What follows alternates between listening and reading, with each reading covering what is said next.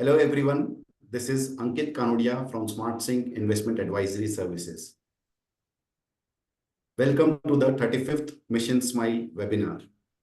And for people who are joining us for the first time, Mission Smile stands for Making New Stock Market Investors Learning Through Engaging Research. We have been doing this for last 3 years and have 100 hours plus worth of content on our platform. And Harshal maybe will share the link of our platform. If you have not looked at our platform, you can have a look. Plus, I'm very happy and excited to share about Dhruv. Dhruv Ravani is apart from our Mission Smile member, he is also someone who has been in the market for a long time now. Plus, Dhruv himself manages more than 100 crore of equity portfolio. Plus, I have known Dhruv for more than 3 years now, and I really like the way he analyzes and finds out companies which are not very favorite at the time of the market. And in the past also, he has covered 2 companies which did phenomenally well after his presentation. I am hoping the same for Aegis Logistics. So without any further ado, I'll leave the floor open for Dhruv. Dhruv, it's all yours. Thank you, Ankit, for such a warm welcome. So happy to be back and presenting after a long hiatus out here. And it's a very interesting company and that I look forward and hope that people understand the business in great detail. We'll go through the standard disclaimers first. Ankit, you may just proceed and then I'll just speak about my disclaimer as well. Sure, Dhruv. So I and my company has no position in the stock, and neither have we recommended it to our clients. Dhruv may read out his disclaimer or disclosures, and please consider this as an educational platform and not as a buy or sell recommendation. So I myself, Dhruv Ravani, I'm not a registered SEBI advisor. This presentation is purely for educational purposes. I've personally invested in the stock myself, and I may sell it on Monday or going forward, or I may even buy more. So please take this purely, I'm just sharing my knowledge about the company and about the industry as a whole. And accordingly, do your own due diligence and contact your SEBI registered investment advisor if you want to know more about it. Thank you. So as we deep dive into this particular company, so my approach has always been something, if you have heard me before, I've spoken about the whole energy transition theme, on Twitter Spaces before, and that is my prime focus about how things are shaping up across the world in terms of energy is concerned. And this whole energy debate has sprung up after a very long time. And it is more driven by geopolitics more than anything else. And as countries look more inwards and as countries move away from the so-called globalization theme, the primary concern for everyone is going to be energy independence, if I may say so. Add to that the whole, the chaos surrounding climate change and humanity's efforts towards saving climate and seeing to it that we can reduce your emissions, and it adds a very difficult angle to it about emissions and about greener and cleaner fuels. And that is the whole theme that is driving the world towards the whole energy transition theme. And a large part of fiscal spending or private capital spending has been towards this particular theme. And we expect that, going forward, even over the next decade, the theme will play out and we will see new sources of energy. We'll see how we consume energy changing, efficiency norms will change, supply chains will be, rerouted and rediscovered. And you will see a lot more developments going forward. So one of the themes, a lot of them are focused on renewables, on green hydrogen and things like that. But I've always stressed that energy is a very complex system, and anything we do has energy involved with it. Every action, if I have to go back to science laws and everything, energy remains the fulcrum of physics and everything. So without that, nothing happens. And it is a very complex subject to speak about. One of the themes in the whole energy transition, if you go through the objectives of what geopolitics and how finance is, concerned, the theme is going to be that it has to be a cost-effective measure for each and every economy, how they shift towards from these, dirty fuels like coal and diesel towards, sort of cleaner fuels towards gas. You have renewables, electricity, green hydrogen, nuclear, so on and so forth. When we look towards India, India, unlike the West, does not have the, luxury of infinite capital, if I may say so, or a reserve currency status that, it can go out and spend huge sums of money on any specific, technology that it likes, and try towards green energy. So you have to balance out both the needs and the wants, as well as the larger goal of climate change, along with, energy independence, all put together. Having said that, divided by the limited capital that we all have, that the country has, and at the same time, sort of maximizing the returns on our reserves of dirty fuel, namely coal and XYZ that we may have. So it's a complex space where the Indian economy is placed in that sense. Like, how do we juggle between all of these objectives put together? And one of these themes is moving towards gas. So the priority of the government is going to be first, or any government, if you may want to say, even if you have the reserve currency status, you will have to keep the energy cost low. Because time and over the past centuries and decades, we have been used to a very cheap source of energy, be it coal, be it wood, be it oil, be it gas. And this energy source has always been reliable. The new sources of energy that one talks about, namely electricity, renewables, green hydrogen, they have their own challenges in terms of intermittency and availability 24/7. So in this backdrop, gas plays a very important role for our government and for our economy, because one, it is a much more, I would say, cleaner fuel compared to diesel, petrol, or coal, as I might say so. And at the same time, it is much more cheaper compared to all these sources put together. When you look at the calorific value, when you look at the energy density, and when you look at the energy efficiency, if I may say so, compared to coal and everything. Hence, the government, after a long time, while we have been exposed to the gas economy in terms of our cooking stoves, and to some extent the PNG and CNG vehicles, a larger push in the whole industrial domain, and towards other and taking up that whole pipe natural gas theme forward has not taken shape in a big way. More or less, that is about to change with the dedicated government out there, focused on increasing our share and being pushed towards that with the COP, mandates coming every year and there, towards shifting towards cleaner fuel. And they have decided that they would increase the share of gas from 6.3, which is now, towards a very high target of 15%. This is a very ambitious target to increase our share of gas from 6.3 to 15% in the economy. They have listed out various measures and everything about how they intend to do it. I don't want to go into detail of that, but this whole theme is how the top-down approach works.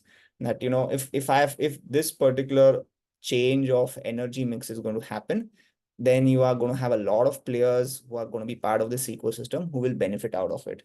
So if I have to briefly talk about the whole energy ecosystem, you would have your gas sourcing players who will source or make gas, or, drill out gas from exploration blocks or wells.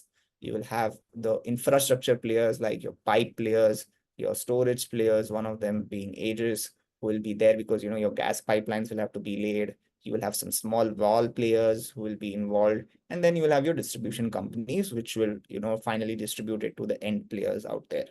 So more or less, and you will have, of course, the storage tank players. So more or less, these are the 5, 6 big buckets under which you can certainly, that covers the entire value chain in greater detail.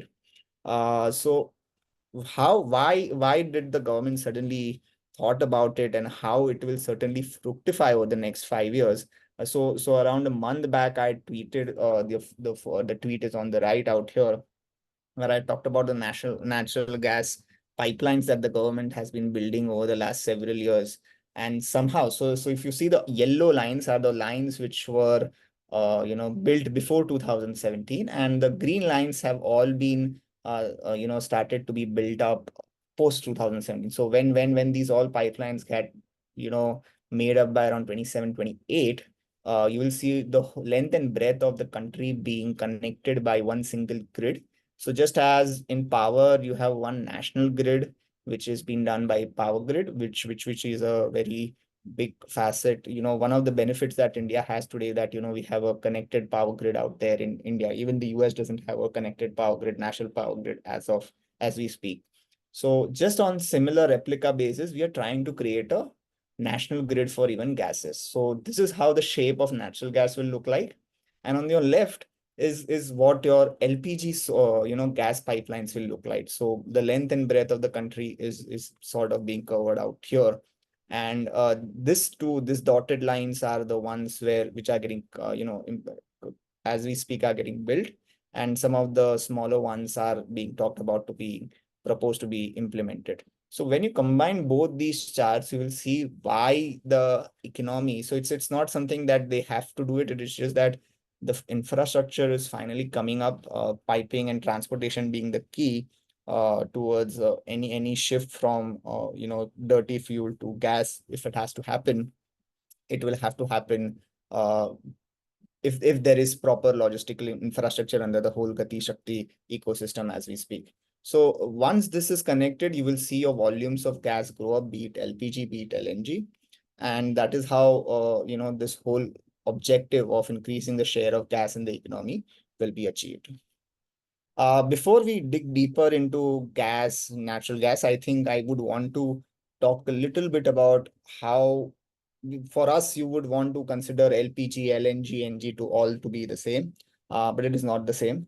So when whenever a well is explored, the first thing to come out of that well is natural gas. And once the natural gas comes out, you will have your crude oil, which will slowly and steadily come up. And along with that crude oil, in between that is where your LPG stands, which is a combination of propane, butane, and isobutane. So the first gas to come out of that oil rig is probably methane. Then comes ethane, then comes propane, and all the other gases are out there. And I'll discuss this in detail how it works. So if you have to talk about natural gas is 95% methane and 5% ethane. If I have to talk about LPG, it is more or less a mixture of propane and butane in different quantities. So that is what is called LPG, and this is what is called natural gas, which is methane. And when the methane is converted, it is cooled off under a particular temperature. That is when it is called a liquefied natural gas, and this is specifically done for it to be transported over long distances. And whereas this is done again to be transported over long distances. One of the key benefits of LPG or LNG remains that you don't require specific cryogenic tanks to store LNG. And LNG has to be converted with the use of instruments back into natural gas for it to be used and burned. And that is not the case with LPG. In LPG, you can just directly open the valve and start using it and start sending it across, and it can be burnt and used it for energy consumption. So these are the basic differences. So this is how it works. So crude oil, or so there are two ways you can make LPG. You can either make LPG by refining crude oil, or you can make LPG by refining natural gas. So once a crude oil goes through the furnace in the refinery, this is how different gases and your different crudes or so-called petrochemicals are burnt out. So at the first thing, at the lowest temperature, is what you get: natural gas, propane, and butane. These are the naphtha, kerosene, diesel, heavy gas oil, and everything. So these are the different uses. But what we are concerned right now is mainly natural gas. So the first one to come out there is natural gas and propane and butane, and this is what is what the ecosystem we are going to talk about, which is propane specifically, because that is what LPG is all about. So these are the two technical differences between the LPG and LNG, and the thing to calorific value is one of the key considerations that one has to look at. So it has a higher energy density of 28,000 kilocalories versus calorific value versus an 8 to 9,000 for LNG. And it has a lower boiling point as well. So this is what makes LPG much better than LNG, and this will be a key. If someone would have a question about NG versus LPG, then this particular slide will be of great importance for that discussion. So where is LPG used? Anywhere where there is a blast furnace, or where there is heating oil currently used, where coal is burned, your diesel is being used. All of that, you can, the use case for LPG kicks in. So it can be aluminum, it can be Morbi. So the biggest use case which you all would be knowing about is the Morbi gas ecosystem in Gujarat, where they had to be forced to use gas for the heating purposes. So that is where LPG is now being used, and it is one of the biggest applications. Another big application which will work out over the next few years is the diesel gensets. So once they are waiting for the technology to come in India in a big way with the help of government push. Your entire diesel gensets will be converted, and LPG would be used for that. So the two big use cases are anywhere where there is heating involved in the manufacturing process. That is where LPG will be used. And in the power space, the diesel gensets, the conversion of that is where LPG will be used in a big way. Automotive, if there is a government focus, certainly automotive can also play a part, in LPG. But with what is happening around hybrids, electrics, CNG and PNG already, I don't see, as of now at least, although there is a strong demand from LPG players and the association for the government to look into it. As of now, we speak, I don't see the automotive part of that picking up in a very big way in that fashion.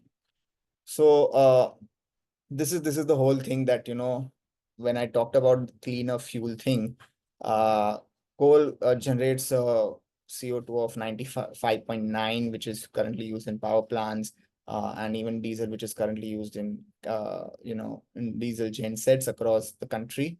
Whereas the calorific value of propane and butane stands at close to 62.9 versus a natural gas, which is 52.9. And if you see the gas mix out here, if you see the whole thing compared to 24.4% for the world, we are standing at close to 6.3%, which is what we want to change. Whereas for the coal and everything, it will be much higher. Just a second. So for coal, we are currently standing at 56.7, which we want to convert it, shift it towards gas a lot more and towards nuclear. And for whatever and everything that we talk about, renewables somewhere stands at close to 5% in the whole energy mix in India as we speak. So the LPG demand, this is how things have moved towards across the decade. The LPG demand in the country has increased. And this is the interesting chart where you see which will affect Aegis a lot more, is the share of imports compared to the domestic production has increased in a big way. Aegis has been able to increase its market share because as and when his capex has come on board, he has been able to deploy it very quickly and gain market share from the industry because of his efficiency of his operations. So that is what is helping him in a big way. And this is the LPG imports, how they are increasing year on year. So the imports are increasing, the consumption is increasing. So that is a big tailwind that Aegis will be capturing, and we'll see how that happens. This is for the liquid part of the thing which we'll talk about in greater detail, where the chemical exports and imports, how things are changing. And one of the key things which we'll talk about in greater detail is this whole natural gas fiasco which happened last year. Well, suddenly after a long time, if you see at the chart, LPG and NG were trading in a very strong correlation coefficient. But with the whole supply chain issues around Russian gas, which kicked him thanks to the Russia-Ukraine war.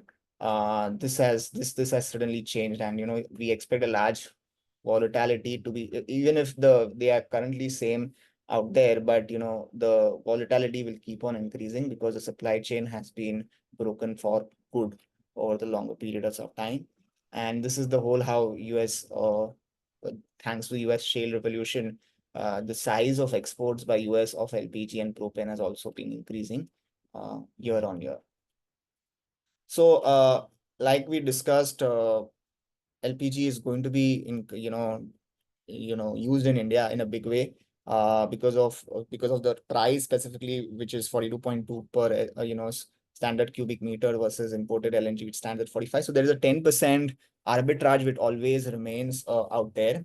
We are one of the largest petrochemical players in the world, so we will be using a lot more of LPG towards petrochem. So how will that be done is how we import a lot more. So for that, the whole infrastructure has to be set up.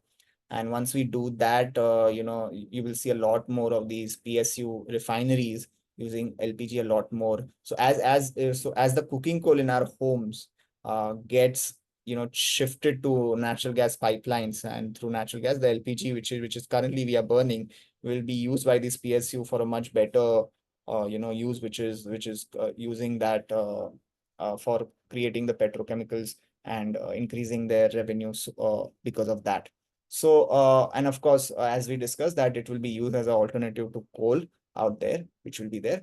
The liquid storage plant, you have your whole China plus one thing, which has been talked about of chemicals specifically. And if chemicals have to be imported and exported out of India, then Aegis will play a big role because he has the terminals at all ports through which these chemicals will be traded out there, and he has a substantially higher margin, upwards of 65%, where in liquids, which really is the growth driver for the company. And of course, they are trying to be a part of the green hydrogen mission in the form of creating green ammonia, or setting up a green ammonia terminal on the eastern part of the country, which they are still working on. They have finalized things, but I think it is still 3 to 4 years away. So that is not something, that is more of an optionality sort of a thing, if I may want to put out here, compared to, we that is not something that we would want to talk about. The other capex which is there on the LPG and LNG side is what we'll focus in greater detail. So with this, I'll take a little bit of a pause here on the macro picture, and before we really dive down into what this company actually does and what are the growth drivers out there. Thanks, Dhruv. If anybody has any question, you can type in on the chat box, or you can even raise your hands. We'll from time to time we'll take break and take up your questions as well. So if anybody has any question, you are free to ask via chat, or you can just simply raise your hand. Yeah, as of now, Dhruv, I don't see Okay, any hands being fair raised. enough. Fair So enough. maybe you can finish your presentation and then we'll Yeah. go to the points. Sure. Yeah. So as we delve into the business part of thing, so Aegis has been set up in the 1960s as a chemical manufacturer, and then they ventured into setting up their chemical terminal, one of the liquid terminals, if I may say so, in Mumbai. And from there, in 1995, around 90s, is when they ventured towards LPG. And in the 2000s, they acquired companies, terminals, and now they are a LPG and liquid storage player or logistics players, if I may say so. The gas logistics and liquid logistics is what they talk about a lot more. Transport fuels, LPG, so this is more about their distribution part of business, so these are the industrial, so to the industrial, MSMEs in and around their ports, which are there. They supply it in the form of cylinders, different sizes. And this is more for so if you, a lot of auto rickshaws today use LPG. So that is the main use case for the auto gas, pumps which are being set up across India by specifically in and around their terminals. But the main business remains gas logistics and liquid logistics, which is out there. They have a huge capacity of 15 lakh kiloliters for chemicals, and for LPG, there is close to 1 lakh metric tons of LPG static capacity, which is there across 4 to 5 ports. We'll discuss in detail. So this is how, if I have to look at the company, there is no point looking at the revenue of this company ever, because they have a huge gas sourcing business, which they are doing through their JV partner. So which hardly fetches less than $0.5, if I may say so, of EBITDA. So but which will constitute close to 60-70%, if I almost 60-70% of their revenues. It is the gas logistics where they earn their highest share of revenue. So we always look at EBITDA numbers for this particular company. Close to 66% of their EBITDA comes from gas currently, and close to 34% comes from liquid. Although liquid is a much higher margin business compared to gas, it is not less. This is close to 60 to 70. This is upwards of 65, and can go as high as 80 to 85 also. So from gas logistics, so gas sourcing is basically trading of gas, buying gas for bulk players and things like that. So gas sourcing, we won't talk about much. Gas logistics is basically handling the gases.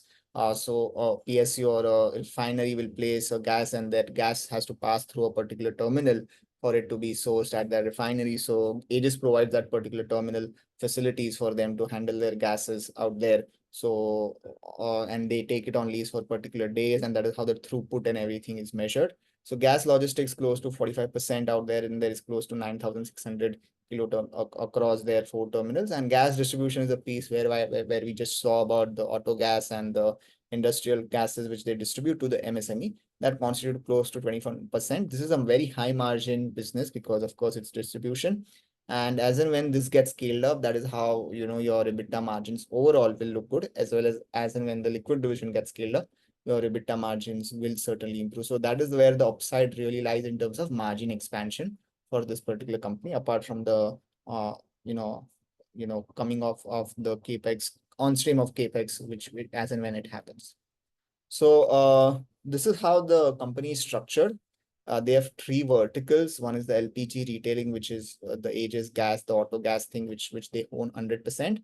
They have an LPG sourcing, which is that 1% of the business, which is there with Itochu. So Itochu is one of those Soho Shashas, or the so-called trading giants of Japan, as we know.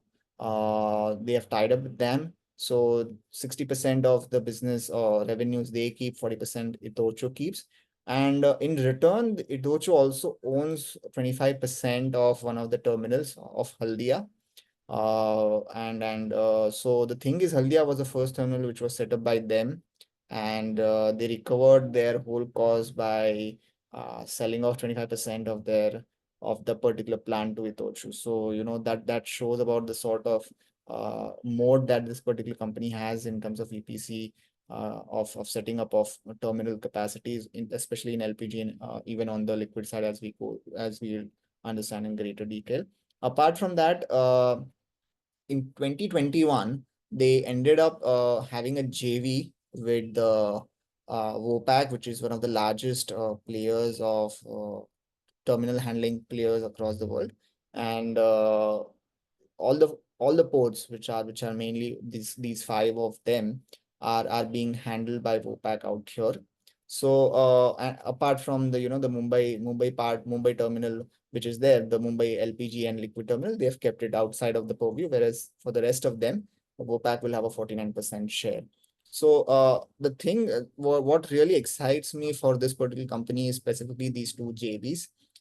So Vopak being one of the largest and the most and the oldest, if I may say so, LPG players across the world. Vopak today, if you see the the board of directors, Vopak sits on the board of directors of the company, and the operational part of the LPG business on ground is being completely handled by Vopak.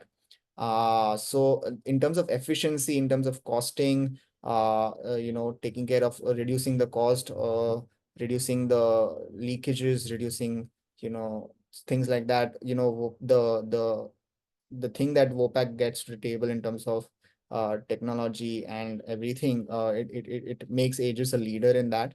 And with Itochu, the thing being that going forward with the trading of liquids, the trading of gases across the world, they are able to source the best cost, because you have a giant out there which has been in the business for more than 100 odd years. And the 3 main players, that is the MD, CEO, and CFO, they have been with the business for the last 28 odd years now. So that really provides sort of comfort that they have the team is right out there. The management bandwidth is there. And with the tie-up with Vopak, you're aware about the succession planning, and the key man risk is no more there, because you are now tied up with an MNC. So going forward, that risk really goes out, and the efficiency of the operations is one of the key modes that this particular company has as we speak today. So this is the key thing, that over the years, what this company has basically done is, uh, across India, it has more or less set up its plants, terminals for either you call it liquid or gas. So it has the gas terminals at Kandla, it has a gas terminal at Pipavav, at Mumbai, and Mangalore. It is setting up one more gas terminal at JNPT, and Mangalore, sorry, not JNPT, it is at Mangalore. And this is the key growth driver as and when it comes, and we'll explain how Kandla and Mangalore, why we feel Mangalore will be a key growth driver for them. And at JNPT, they are constructing a liquid terminal, and recently they even acquired one more liquid terminal at Mangalore. So any gas or any liquid coming in and out of India, Aegis will have a share of that. So it is more like a toll player for your port. So you want to transport any fuel, any gas, or any liquid, there is a high chance that you will have to give a charge to, or tie up with, or work around with Aegis in some shape and form, to use the logistic services of Aegis to transport that particular gas or liquid going forward.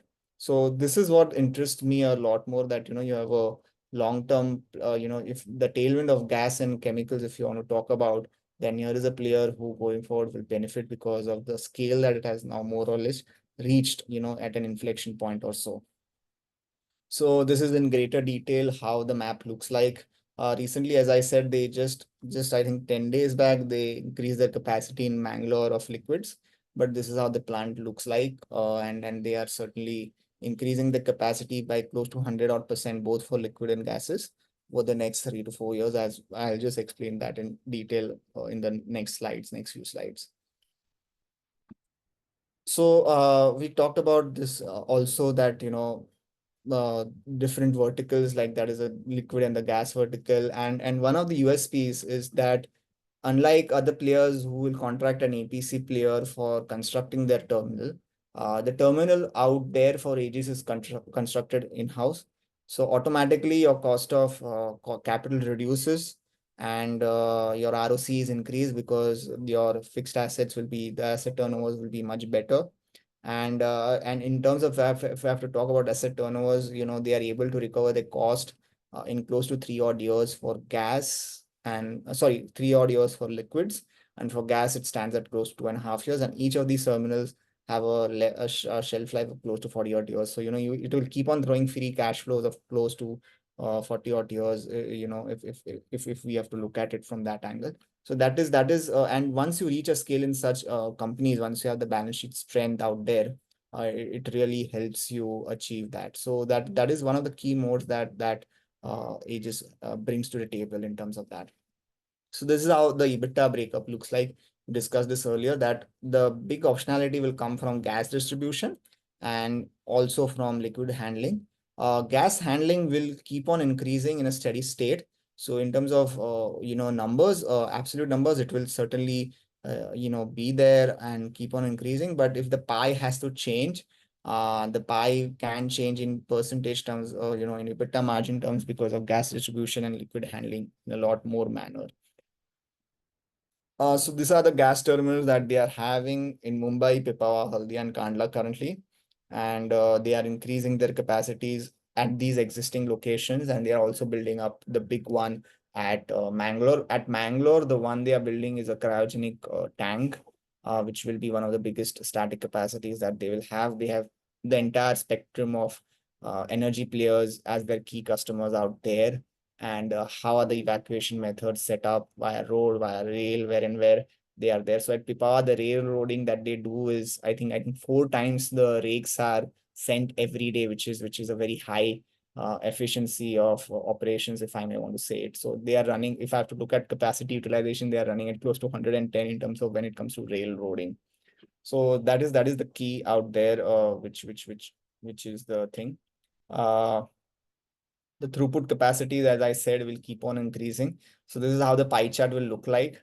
The major throughput will come at Pipavav at Mangalore. That is where the key gains will be made in terms of gas. And yeah, so like we discussed, we don't have to look at the revenues. Even 1% change in EBITDA can really throw up huge volumes. And in terms of capacity utilization for gas, apart from Mumbai port, which is running at close to 100% capacity, all in the rest of the ports, they still have throughput capacities available, where they will be able to, they are running at 30 to 40 or 50%, as in when the gas share keeps on increasing, as in when these pipelines keep on coming up, they will be able to increase their, sort of throughput capacities and increase their revenue. And that will certainly lead to a little bit of higher margins also going forward. This is the liquid terminals. They have close to 5 of them right now. More every liquid terminal from day one. So how it works in liquid terminal is, from day one, the liquid terminal is utilized. What they really do is, so if you look at Class A, Class B, Class C products, if Class C products has the lowest margin of close to 3,000 per ton per kiloliter of liquid, they'll start with this, and then slowly and steadily they'll move towards B and towards A, and they can go as high as close to 7 to 8,000 EBITDA levels for the liquid division. That is the real sort of optionality, how the EBITDA margins will increase, and how that pie chart that we just discussed in the couple of slides earlier will change. So as they shift towards more complex liquids, they are able to charge a much higher margin out there, which is what will aid their, so even if the capacity is utilized 100%, that is how it is more like your premiumization theme that we keep on talking about, or a products mix change theme that we talk about, which helps them achieve a higher EBITDA with the same sort of capacities. So you don't have to incur any further capex for that. It's just that, that you change the product mix that you have in your existing capacity. This is the capacity utilization for liquid. These are the sort of numbers. So you will look at, so close to a 1.8 million ton of capacities they are proposing to add over the next 5 years. So this is how the breakup looks like. This all constitutes, this all along with LPG will be a sort of 5,000 crores of capex that they are looking at. And that capacity utilization is a key thing which will keep on playing out over the next 3 years, where you will see your revenue increasing and your internal accruals being deployed. And then, like we mentioned, even for gas, a change of 5%, like I said, so from 3,000, if you change the kind of liquids that you try to store and storage, that you store, it can lead to a swing in EBITDA of close to 8 to 10%, which is what you can expect going forward. So those are the two key optionalities that one will have to look at. And I don't want to talk about the growth numbers, what sort of growth numbers. They on a healthy, steady state basis, it should certainly increase its revenues and profits by close to 20 odd percent, in a given scenario, because that is how as long as the economy is performing and things are, the economy is working, I think they will be able to generate a 20%, because that is how the capacity is coming on stream. So it's not that everything is coming in one shot. Every year there is a sort of capacity which will come on stream going forward. This is the game changer, in terms of LPG is concerned. So if you recollect the yellow slide where I showed the LPG terminal, so this is where things really change for Aegis. This particular pipeline, which is there, goes into the northeastern part of the country, which is a landlocked space. And once this pipeline is connected, that this will play a big role in increasing our share of gas, and it will really benefit a lot more to Aegis, because two of its ports will suddenly get connected to the national grid via this particular pipeline, and close to 1.5 million cubic meters or tons of gas has been reserved for the Pipavav port. So that entire thing will be handled by Aegis. Aegis is the only player out there at Pipavav port handling the gas for all customers out there. So this will be a game changer. This is expected to come by the end of 24. This is being built by the PSU, joint venture PSU of HPCL, BPCL, and IOC. And this is what will increase your capacity utilization and Pipava in a very big way. So this is what one should watch out. And Q3, Q4 onwards, you will see a substantial jump in EBITDA, and margins as well as absolute numbers, once this particular pipeline is constructed. So apart from this, what are the key growth triggers? We discussed this part about how the if India has to move towards sort of cleaner fuels, then they will have to adopt gas, whichever gas you may want to talk about, natural gas, you may want to talk about propane, LPG, anything. And currently, Aegis holds a market share of close to 25%, which is the highest amongst all players, and they have a very good brand recall when it comes to LPG or liquids in terms of cost efficiency. So they will remain the leaders out there. So that this is one of the big tailwinds out there. Propane, and again we discussed this slide earlier also, that as the LPG consumption rises, as the share of the volatility between LNG prices and LPG prices remains, that will increase. So what happened actually? I don't know if it comes. Okay, so I'll discuss this here only, that when this volatility happened, everyone and somehow their Kandla facility, which we I just showed it to you again. Yeah. So this Kandla facility, which is there of gas, the throughput capacity of close to 4 million tons, which is there, it got operationalized in 2022, and somehow it just clicked with this particular uh, arbitrage, or a price differential of gas versus LPG.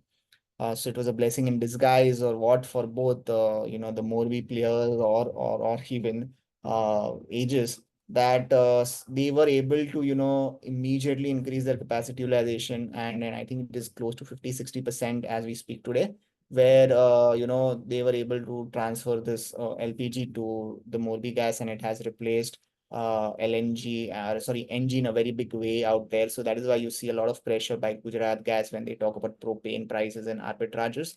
So that arbitrage still remains of close to 10%, because the energy density of propane is much higher compared to natural gas, and the price differential still remains.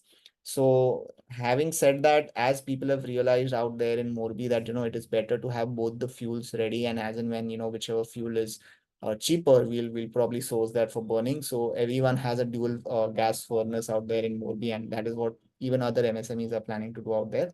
So this is one of the key growth drivers of the company, which will be there. So while this price arbitrage will keep on changing, but it doesn't affect that the LPG comes. It is not that it can be replaced completely by natural gas.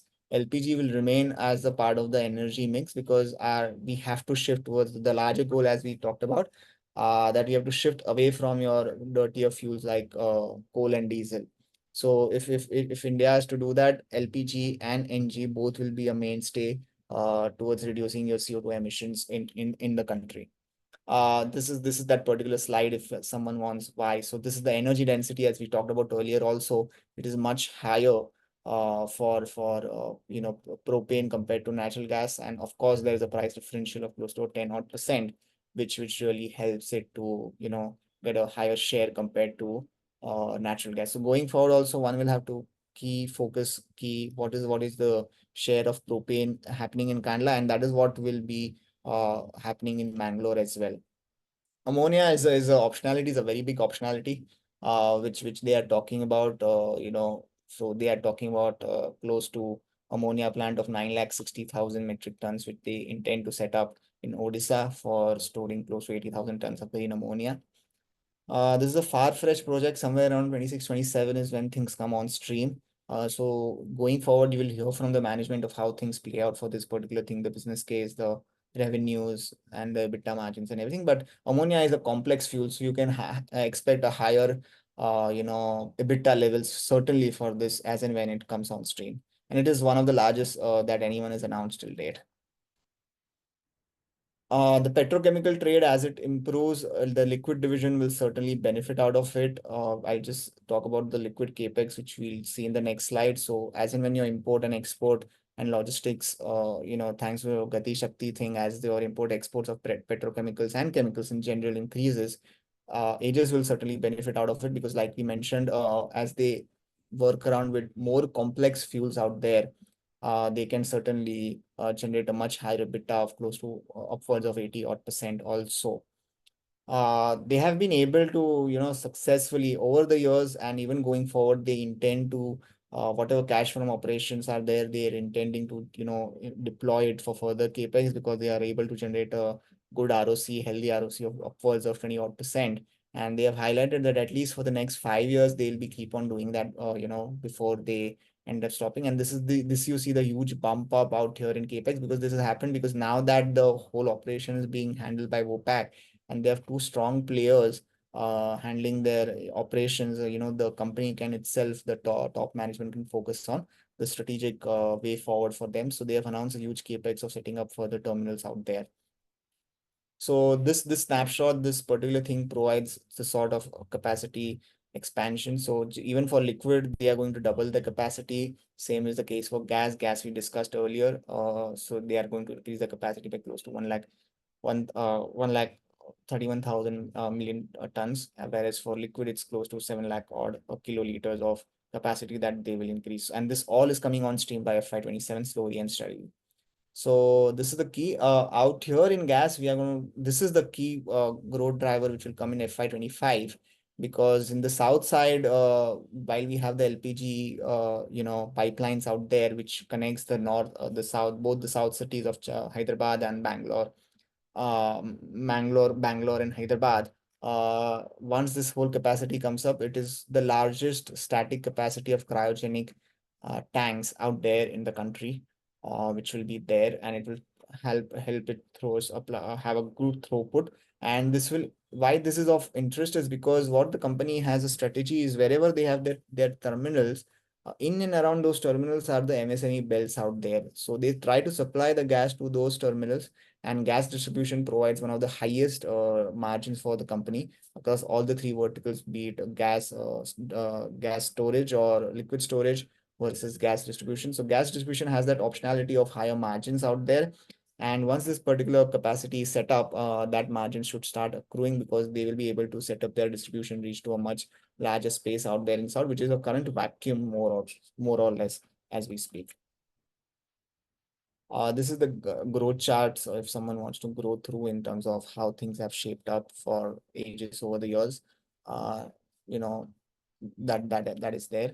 All the marquee players, like I mentioned, are work around with Aegis, like I said, because they have the best handling. For any manufacturer, the key thing will be the slippage, the proper handling of their good, gases and liquids, which is the key, because any which ways the liquids are, combustible, and it is difficult to handle them, and there are huge costs in case of a mishap, as you all know, including insurance and criminal liabilities also.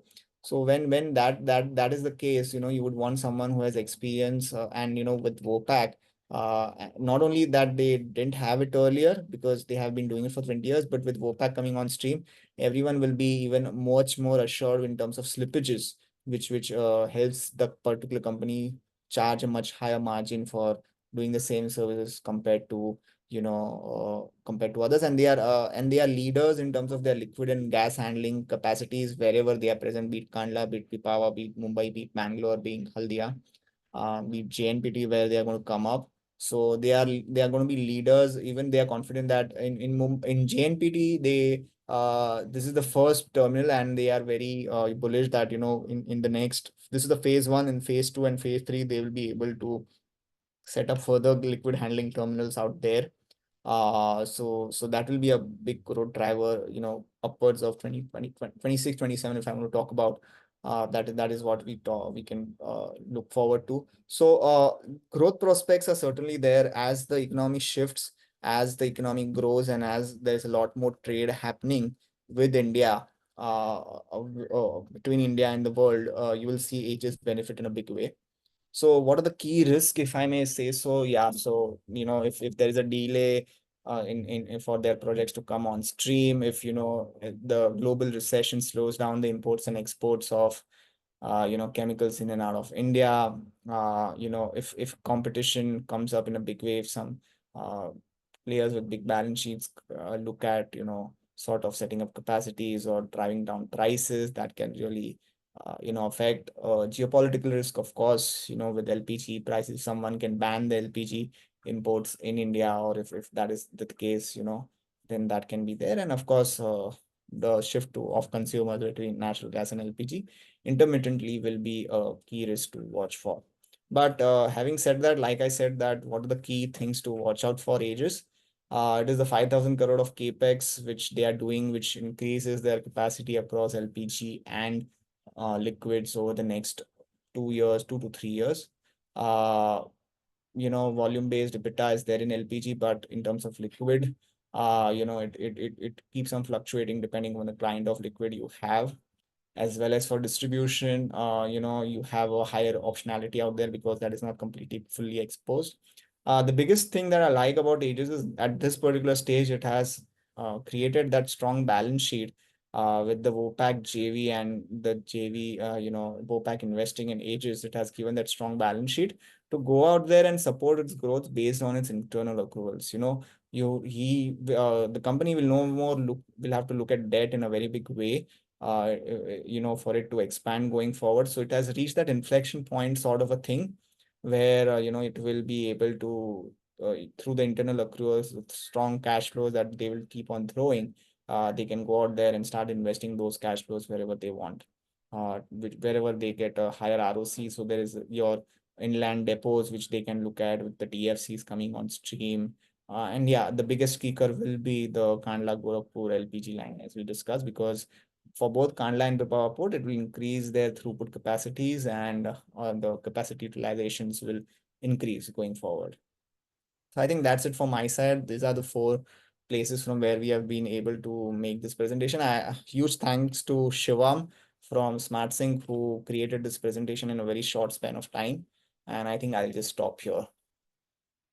Thank you so much, Dhruv, for such a crisp presentation. And I think in a short period of time, you have covered really well. There are a few questions on the chat box. Sure. So, Dhruv, do you want me to read out or you want to read on your own? I'll just I check. think yeah, Yeah. whatever works for you. Let me know. I think. So, Tarun Deep has asked a few questions. I Yeah, if think, you can just help me, I think that would be better. So I'll just. I'll read it out. No problem. So, Tarun Devas, question number one is, I'm unable to connect dots from a macro perspective with Europe restricting Russian gas usage. Russia is relying on selling it to China and India primarily. This perhaps has also led to lower prices recently, and I guess Morbi has been recently switched to gas again due to the same reason. What are the reasons to predict that gas prices are going to be extremely volatile? So the gas prices are going to remain extremely volatile. The key reason is, if geopolitically you look, US was not a player for gas exports. It is only after the Russia-Ukraine war that they are setting up LNG and LPG terminals for export of gas to Europe, and they are building up in a big way. So your US gas, which was out there in North America, is going to be traded across the world, especially in Europe. So Europe, the gas that was there is Europe is going to rely a lot more on America going forward for their gas needs. On the other hand, the Russian gas which will be there will be out there for consumption by Latin America, by Africa, and by India and China also. So currently that gas is being utilized even in Africa in a big way. But like I said, LPG and NG, they both remain the mainstay for the simple reason that, LPG, so one of the key sources, or one of the key, what I would say, places where natural gas will be first used is going to be your fertilizer and your piped natural gas. Because fertilizer can't work with LPG because they require methane and hydrogen for making the fertilizers. So they have to use, natural gas. So, you can't use LPG. Whereas your LPG, which is currently being used for cooking coal, will be used by, for your industrial uses. As far as Morbi is concerned, even if you go to the con calls, they have said that the people out there, the consumers out there have realized that, it is better that you change your furnace to make it a dual source because this volatility is going to remain, because the status quo has changed where, earlier Russia used to supply it via pipelines to Europe, and there was no US gas out there on the market for, consumption. With those two things coming out, the supply chains will be, redrawn. And as these supply chains get redrawn, and mind you, you have had two mild winters as we speak. So, we have not seen a harsh winter neither in US nor in Europe as of today.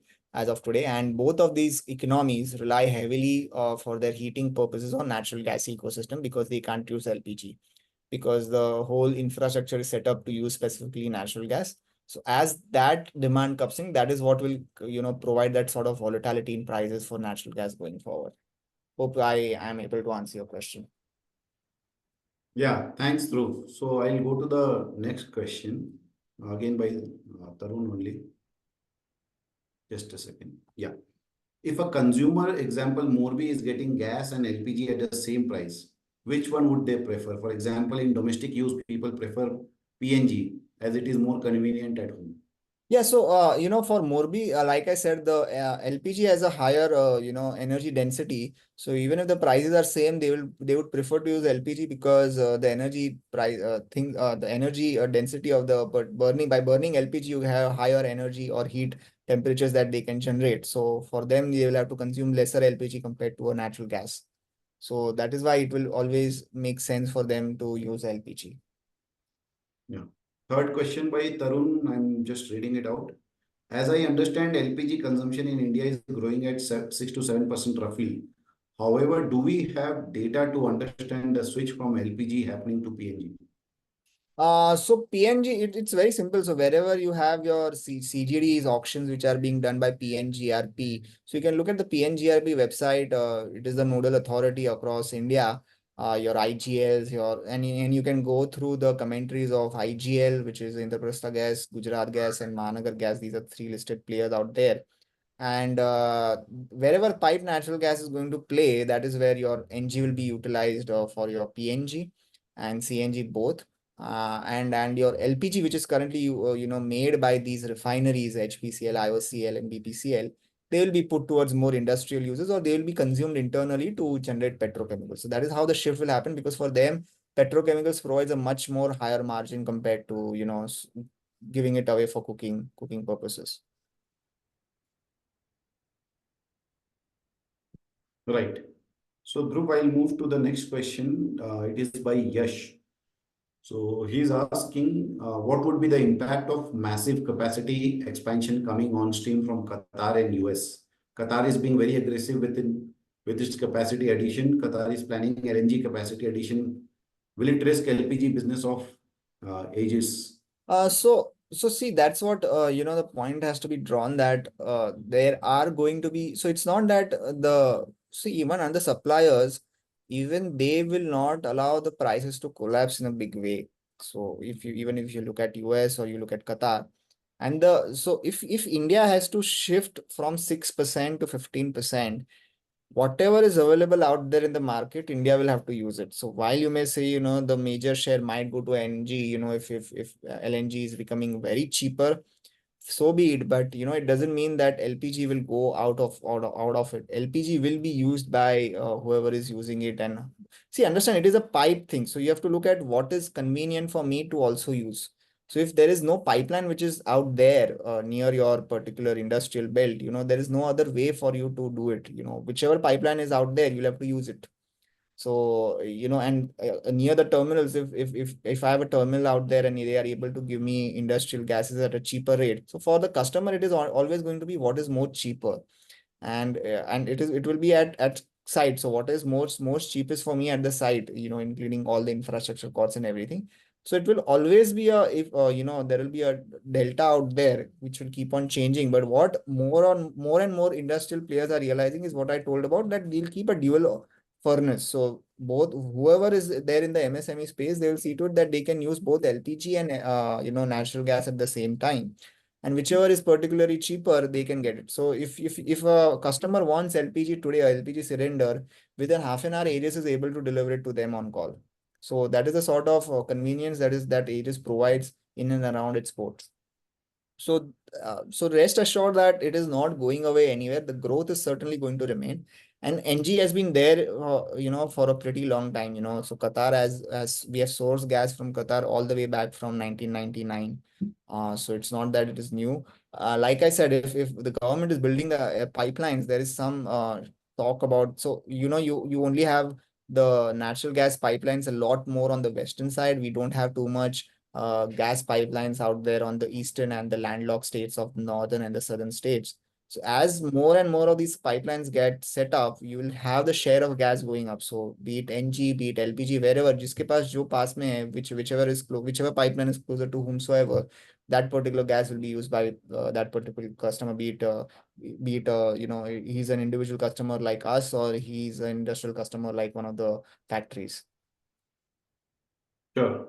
Thanks, Dhruv. So, Dhruv, the next question is from Dr. Vimal Agarwal. He's asking, what is the difference between Aegis and Ganesh Benzo? Oh, so it's very simple, the cost. So, Ganesh Benzo, I asked Dhruv on the chat also, so Ganesh Benzo, along with Confidence, along with a JV partner, are setting up the capacity for LPG in Mumbai or JNPT, if I may say. So they have from an inflection point perspective, you don't have those companies don't have the balance sheet size to actually go out there and scale it up in a big way. Whereas Aegis has achieved that balance sheet size now, and they have two of the best partners out there in the world in terms of efficiency of cost.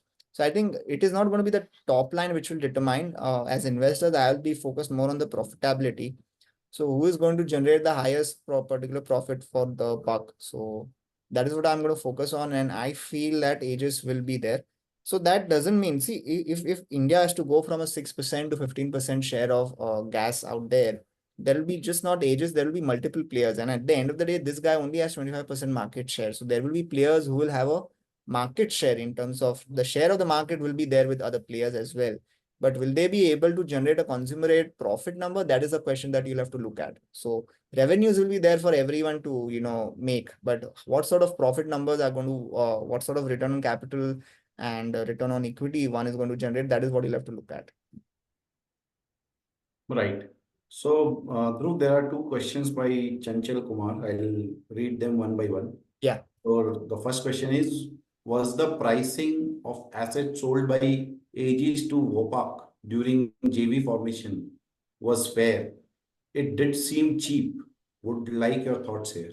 See, it might be seem cheap. It might be so. It is almost 2 years now that it has passed. So if you're buying a share today, it is all completely discounted in the price.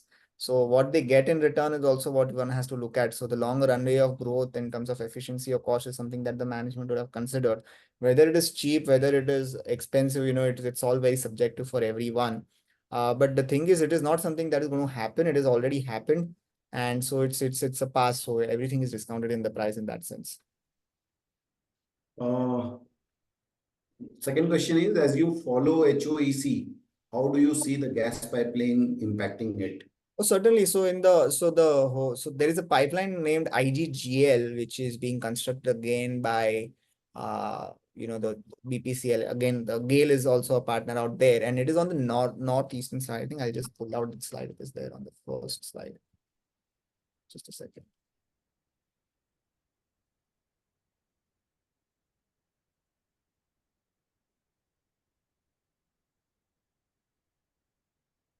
So if you see this green thing on the northeastern thing, which is getting built, this will benefit HOEC in a big way, because the whole DEROC thing that they have out there, they'll be able to, transfer a lot more gas into the national grid of natural gas, going forward. So this will benefit them in a big way, as and when it starts somewhere, I think around 25 is when it comes on stream.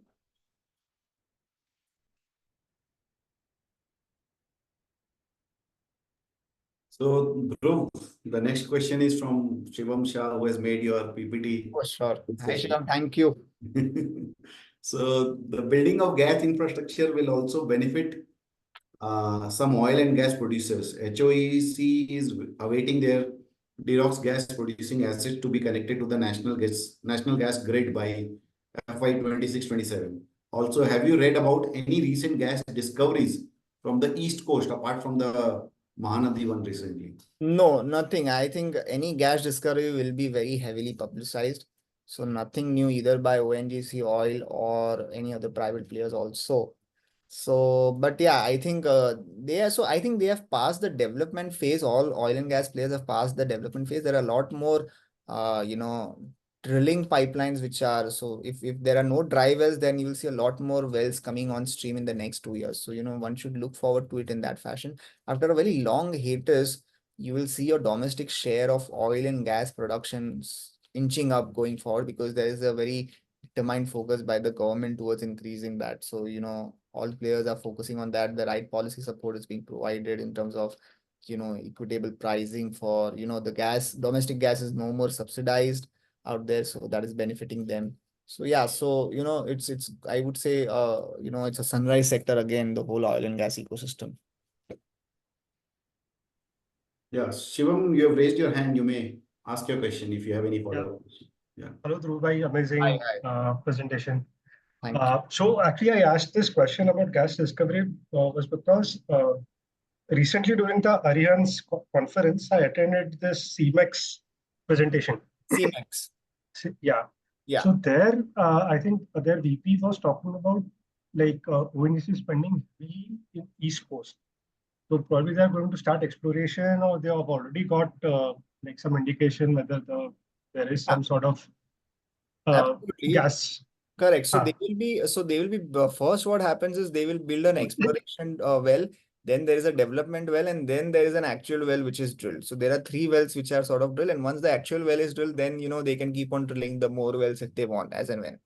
So the wells are, so even on HOAC, apart from B80, they are talking about drilling B70 going forward. So which is a discovered field in that sense. So they all are increasing, and even in Dirok, they are ready to drill more wells for gas in 25, 26. So in a lot of, so I think once the infrastructure is set up, these pipelines as we speak, they will certainly look at increasing the share. And there are these only 4, 5 players who are there in the in the industry who are going to be there. So there are no more new players out there. Right, right. No, I think this energy security thing is going to be like a long. 100%. Yeah. Totally. Thank you, Dhruv bhai.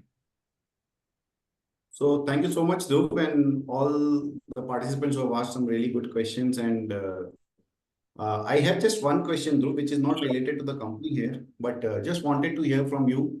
What do you say about what do you think about the whole ecosystem here, and which are the other kind of companies which you think will benefit from this? So I think we had already presented on Wellcorp. Even today, if you look at Wellcorp, the runway for growth for any ETSA and LSAW pipes is huge in India. So of course, the energy benefit is there certainly, and also the the gas and the DI pipe thing of Nal Se Jal scheme benefits all those players. So that is the pipe companies is what one should look at. You have cryogenic tank players like Inox India, which will benefit. Because as more and more PNG stations and CNG stations are set up, you will require inland storage depots out there. So they will benefit. And of course, the biggest beneficiaries will be the explorators. So, your likes of OIL, Oil India, ONGC, or HOEC for that matter.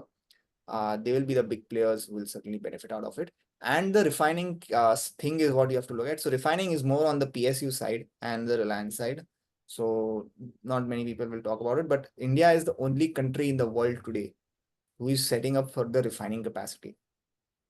So that is the biggest thing, that is there.